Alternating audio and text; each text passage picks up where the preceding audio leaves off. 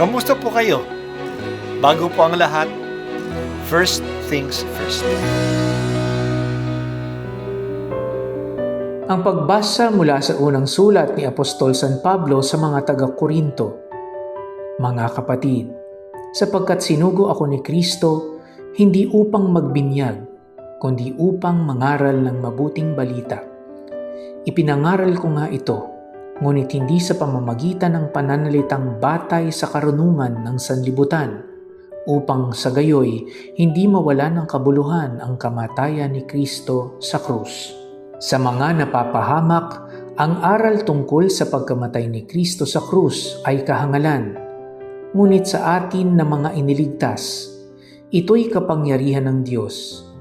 Sapagkat nasusulat, sisirain ko ang karunungan ng marurunong at pawawalang kabuluhan ang katalinuhan ng matatalino.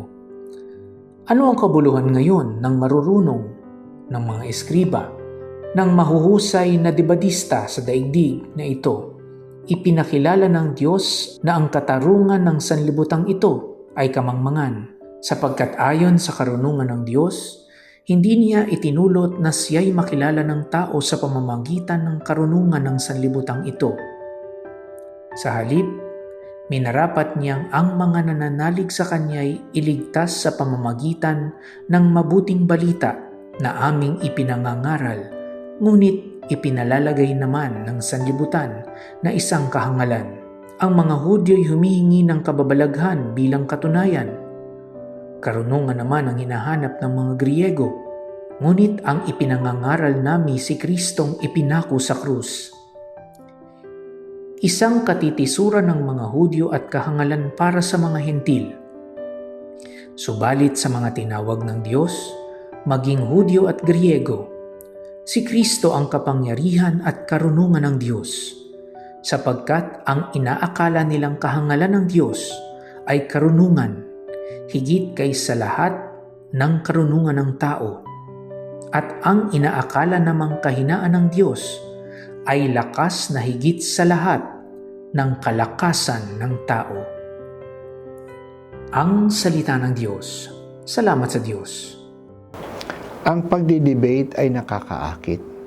Dito nakikita ang ating galing. Masarap na matalo ang iba at makalasap ng tagumpay kahit nasa debate lamang.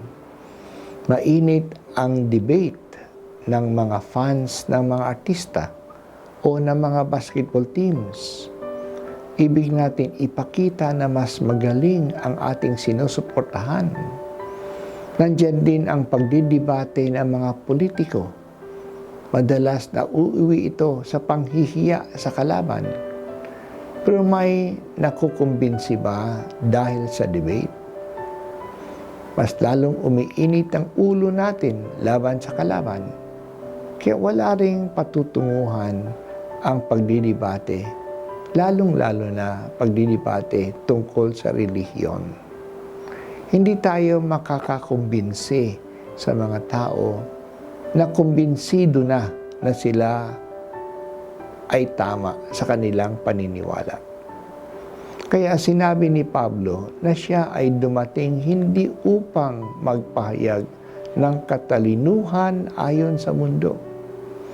Makikilala natin si Jesus hindi sa pamagitan ng makamundong katalinuhan o debate o sa pamagitan ng mga pagdidiskusyon. Ang mga Griego ay naghahanap ng karunungan. Ang mga Hudyo ay naghahanap ng kapangyarihan. Ngunit ang pahayag at ipinangaral ni Pablo ay si Jesus na ipinako sa krus. Ito ay kahangalan para sa mga Griego. Kung matalino siya, hindi siya mahuhuli at mapapatay. Hindi siya wise, kaya siya ay pinako sa krus. Para naman sa mga Hudyo, ang pagkapako sa kanya sa krus ay patotoo ng kahinaan niya. Mahina siya.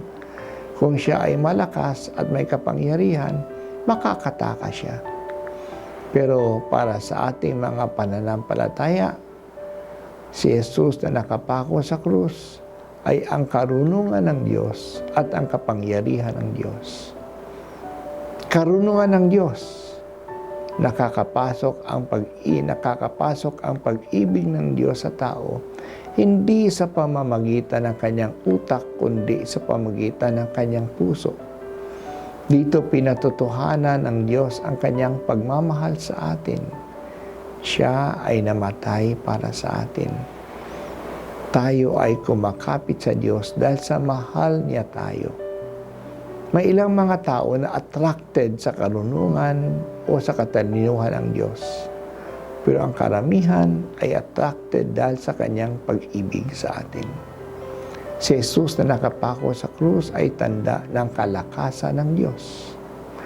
Ganong kalakas ang pag-ibig ng Diyos na siya ay nanatili sa krus hanggang mamatay para sa atin.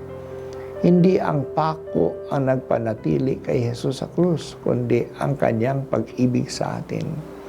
Kaya tama ang sinulat ni Pablo. Ang inakala nilang kahangalan ng Diyos ay karunungan, higit kaysa karunungan ng tao. At ang inakala namang kahinaan ng Diyos ay lakas na higit sa lahat ng kalakasan ng tao. Salamat o Diyos sa mga pahayag ng mga apostol, lalo na ni Pablo. Ang mga pahayag na ito ay bunga ng kanilang mas sigasig at tapang at ng karunungan na galing sa iyong pagmamahal sa amin. Nakabase po ang aming pananampalataya, hindi sa anumang kagalingan ng tao, kundi sa pag-ibig mo, O Diyos.